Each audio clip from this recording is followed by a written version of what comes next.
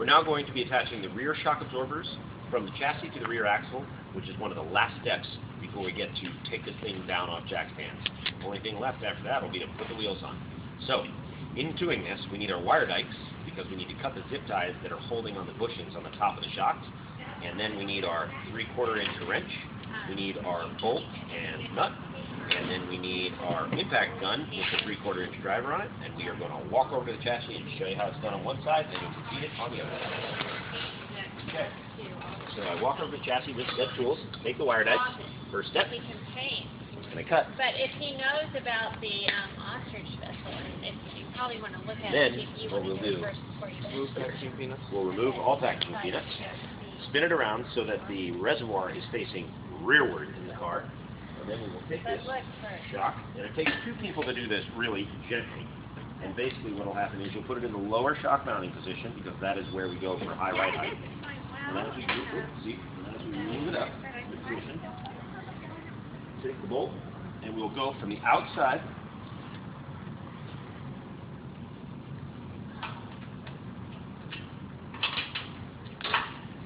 to the inside. And just need to go.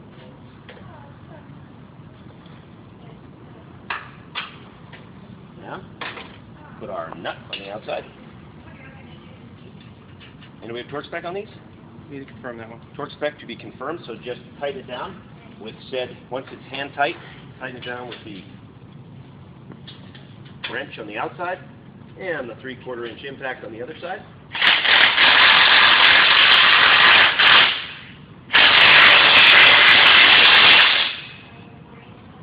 And that'll be that. And then on the bottom, what we'll do is we'll take our wire dikes, go back over and get one more bolt and one more nut. The wire dikes have just been used to keep the spacer on while we're doing this. So now it'll be time to take it off because it's hanging down. The spacers will probably stay in place. And so we'll cut them off. And then what we'll do is you'll note my trusty build partner over there is with Jack. And so he will jack it up as I keep the bolt in place. A little more, stop. And a little more. Beautiful. Down a little bit. Just a touch.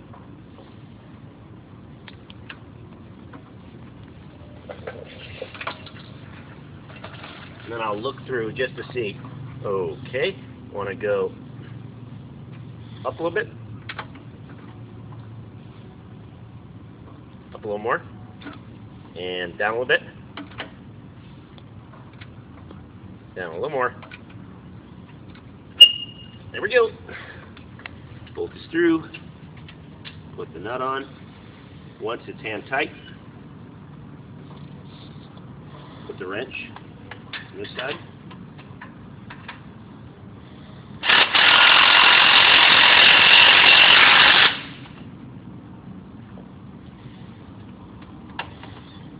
I think that'll be it. You'll need the deep socket if you want to go on further, but we still need to confirm the torque spec on this. So that'll be that.